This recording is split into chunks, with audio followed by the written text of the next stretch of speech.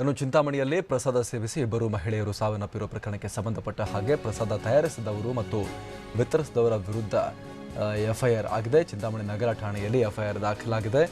IPC section 304A 338 34 ಅಡಿಯಲ್ಲಿ ಪ್ರಕರಣವನ್ನು ದಾಖಲು ಮಾಡಿಕೊಳ್ಳಲಾಗಿದೆ. ಲಕ್ಷ್ಮಿ ಹಾಗೂ ಅಮರಾವತಿ ವಿರುದ್ಧ ನಿರ್ಲಕ್ಷ್ಯ ಆರೋಪದಡಿಯಲ್ಲಿ ಪ್ರಕರಣವನ್ನು ದಾಖಲಿಸಲಾಗಿದೆ. ನಿನ್ನೆ ಇಬ್ಬರನ್ನ ವಶಕ್ಕೆ ಪಡೆದು ವಿಚಾರಣೆಗೆ ಒಳಪಡಿಸಿದರು ಪೊಲೀಸರು. ಮೃತ ಕವಿತಾ ಚಿಕ್ಕಪ್ಪ ಶ್ರೀರಾಮಪ್ಪ ದೂರನ್ನು ನೀಡಿದ್ರು. ಅದಕ್ಕೆ ಸಂಬಂಧಪಟ್ಟ ಹಾಗೆ ಇಬ್ಬರನ್ನ ವಶಕ್ಕೆ ಪಡೆದು ಎಫ್ಐಆರ್ ಅನ್ನು ಮಾಡಲಾಗಿದೆ. ನಮ್ಮ ಪ್ರತಿನಿಧಿ ಮಾಹಿತಿಯನ್ನು ಕೂಡ ನೀಡ್ತಾ ಇದ್ರು. ಇದಕ್ಕೆ ಸಂಬಂಧಪಟ್ಟ ಹಾಗೆ FSL ಮತ್ತು ಡಾಕ್ಟರ್ ವರದಿಯಲ್ಲಿ ಮತ್ತು FSL ರಿಪೋರ್ಟ್ನಲ್ಲಿ ಏನಾದರೂ ಕೂಡ ಉದ್ದೇಶಪೂರ್ವಕವಾಗಿ ಬೆರೆಸಿದ್ದಾರೆ ಅಂತ ಏನಾದರೂ ಗೊತ್ತಾದರೆ ಈ ಸೆಕ್ಷನ್ಗಳನ್ನು ಚೇಂಜ್ ಮಾಡ್ತಾರೆ. ಕೊಲೆ ಯತ್ನದ ಪ್ರಕರಣವನ್ನು ಕೂಡ ದಾಖಲು ಮಾಡ್ಕೊಳ್ತಾರೆ ಅನ್ನುವಂಥ ಮಾತನ್ನು ಹೇಳ್ತಾ ಇದ್ರು. ಮತ್ತಷ್ಟು ಮಾಹಿತಿಯನ್ನು ನೀಡ್ತಾರೆ ನಮ್ಮ ಪ್ರತಿನಿಧಿ ಭೀಮಪ್ಪ. ಈಗ ಇಬ್ಬರನ್ನ ವಶಕ್ಕೆ ಪಡೆದು ಎಫ್ಐಆರ್ ಕೂಡ ಮಾಡಲಾಗಿದೆ.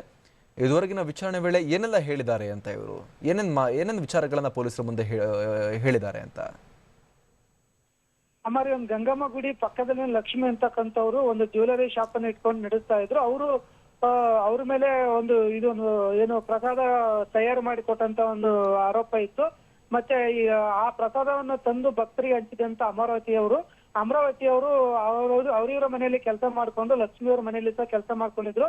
ಅವರು ಈ ಒಂದು ಪ್ರಸಾದವನ್ನು ಮೊನ್ನೆ ಹಂಚಿದ್ರು. ಇದೇ ಪ್ರಸಾದದಿಂದ ಆಗಿದೆ ಅಂತಕ್ಕಂತ ಒಂದು ಅನುಮಾನ ವ್ಯಕ್ತವಾದ ಹಿನ್ನೆಲೆಯಲ್ಲಿ ಪೊಲೀಸರು ನಿನ್ನೆನೆ ಅವರನ್ನ ಲಕ್ಷ್ಮಿ ಮತ್ತೆ ಅಮರಾವತಿಯನ್ನ ವಶಕ್ಕೆ ಪಡೆದು ಒಂದು ವಿಚಾರಣೆ ನಡೆಸಿದ್ರು. ಅವರ ವಿಚಾರಣೆ ಮತ್ತೆ ಅವರ ಹೇಳಿಕೆ ಆಧಾರದ ಮೇಲೆ ಈಗಾಗಲೇ ಚಿಂತಾಮಣಿ ನಗರ ಠಾಣೆ ಪೊಲೀಸರು ನಗರ ಪೊಲೀಸ್ ಠಾಣೆಯಲ್ಲಿ IPC ಸೆಕ್ಷನ್ 304A ಮತ್ತು 338 ಮತ್ತು 34 IPC ಸೆಕ್ಷನ್ಗಳನ್ನ ದಾಖಲು ಮಾಡಿ ಒಂದು ತನಿಖೆ ನಡೆಸಿದ್ದಾರೆ. ಮತ್ತು ಈಗಲೂ ಸಹ ಒಂದು ಮಹಿಳೆಯರನ್ನ ಪೊಲೀಸ್ ವಶದಲ್ಲಿ ಇಟ್ಟುಕೊಂಡಿದ್ದಾರೆ. ಸದ್ಯಕ್ಕೆ ಅವರಿಗೆ ಒಂದು ಮಹಿಳಾ ಸಾಂತ್ವನ ಕೇಂದ್ರದಲ್ಲಿ ಆಶ್ರಯ ನೀಡಿ ಇವತ್ತು ಅವ್ರನ್ನ ಮತ್ತೆ ಠಾಣೆಗೆ ಕರೆದುಕೊಂಡು ಬಂದು ಅಲ್ಲಿಂದ ದೇವಸ್ಥಾನ ಬಳಿ ಒಂದು ಮಾಜರ್ ಮಾಡ್ತಕ್ಕಂತ ಒಂದು ಸಾಧ್ಯತೆ ಇದೆ ಅನ್ನೋ ಒಂದು ಮಾಹಿತಿ ಲಭ್ಯವಾಗಿದೆ. ಮತ್ತೊಂದು ಕಡೆ ಇಲ್ಲಿ ವಿಶೇಷವಾಗಿ ಹೇಳ್ಬೇಕು ಅಂತಂದ್ರೆ ಲಕ್ಷ್ಮಿ ಅವರನ್ನ ತೀರೋ ಒಂದು ವಿಚಾರಣೆಗೆ ಒಳಪಡಿಸಿದಾಗ ಲಕ್ಷ್ಮಿ ಹೇಳುವಂತದ್ದು, ನಾವು ಆ ಒಂದು ದೇವಸ್ಥಾನದಿಂದನೇ ನಾವು ತುಂಬಾ ಒಂದು ಆರ್ಥಿಕವಾಗಿ ಮುಂದೆ ಬಂದಿದ್ದೀವಿ.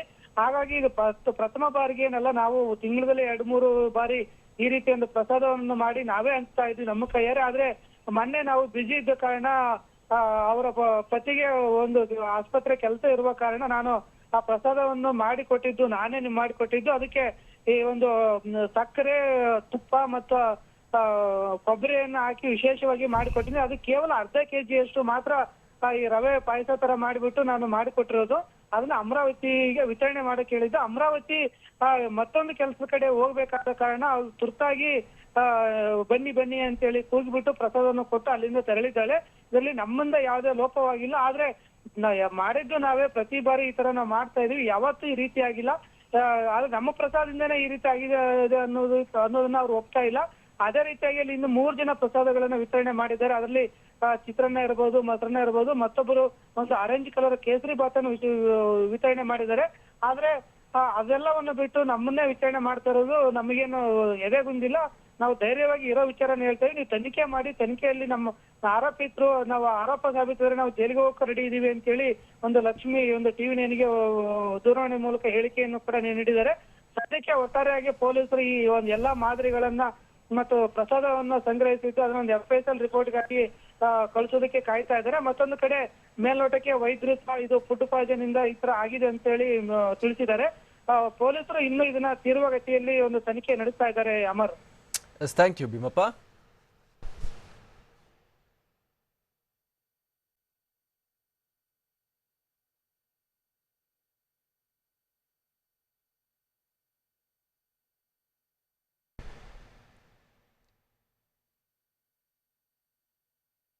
ನಾವೀಗ ಏನು ದೃಶ್ಯಗಳಲ್ಲಿ ನೋಡ್ತಾ ಇದ್ದೀವಿ, ಇವರೇ ಇಬ್ಬರು ಆರೋಪಿಗಳನ್ನ ಈಗ ವಶಕ್ಕೆ ಪಡೆದು ವಿಚಾರಣೆಗೆ ಒಳಪಡಿಸಿರುವಂಥದ್ದು. FIR ಕೂಡ ಇವರ ಮೇಲೆ ಆಗಿರುವಂಥದ್ದು.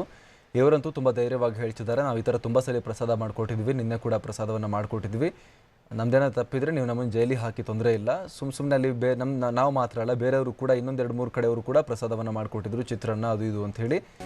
ಅದರಲ್ಲಿ ನಾವು ಮಾಡಿಕೊಟ್ಟಿದ್ದ ಪ್ರಸಾದ ಕೂಡ ಇತ್ತು. ನಮ್ಮನ್ನು ಮಾತ್ರ ಯಾಕೆ ಟಾರ್ಚರ್ ಮಾಡ್ತಾ ಇದ್ದೀರಿ ಅನ್ನುವಂಥ ಪ್ರಶ್ನೆಯನ್ನು ನಾವು ಕೇಳ್ತಾ ಇದ್ದಾರೆ.